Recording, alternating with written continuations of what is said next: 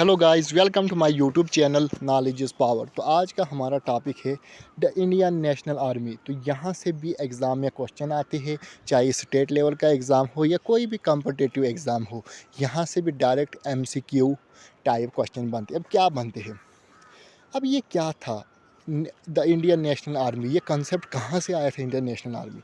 Idea रास बिहारी बोस जो था, ये जापान चला गया 1915 में और जापानीज सिटीज़न बन गया, जिसके अंडर मोहन सिंह की हेल्प से। ये थोड़ा बैकग्राउंड हम पढ़ रहे हैं, यहीं से हमें समझ आएगा कि क्या है ये द इंडियन नेशनल आर्मी। तो जन गया सिटीज़न जापानीज। फिर सुभाष चंद्र बोस आया, इसके फ्राम इंडिया इन जनवरी 1941। वो इंडिया से यानी कि छुप के जनवरी में इंडिया से यानी कि चला गया, वो भी बरेली बरेली सिंगापुर में, बरेली में चला गया। इसके इंडिया से वो चला गया बरेली, और बरेली में क्या किया उसने, 1943 join Indian National army at Singapore. तो ये क्वेश्चन आता है, सुभाष चंद्र बोस ने इंडियन नेशनल आर्मी कब ज्वाइन की थी, तो बरेली में की थी।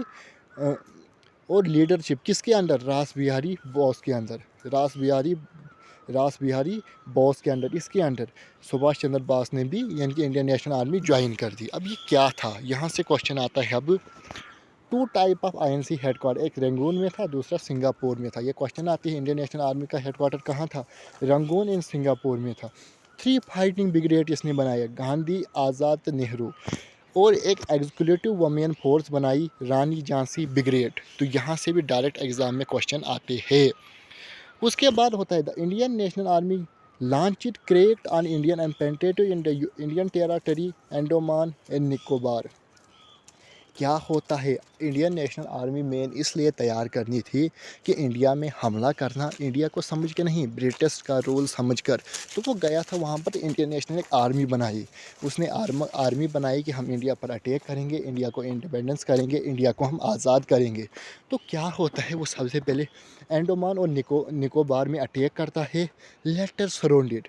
वो अंडमान और निकोबार को हमला तो करते हैं, मगर वो बच नहीं पाते, क्योंकि ब्रिटिश उनको चारों तरफ से घेर लेते हैं, उनको अरेस्ट कर दिया जाता है। कई लोगों की जानें चली जाती है, कई लोगों की फायरिंग में भी जानें चली जाती है। तो उसके बाद बनता है यहाँ से कोई अंडमान एंड निकोबार को फिर शहीद सवाज के नाम से जानते हैं।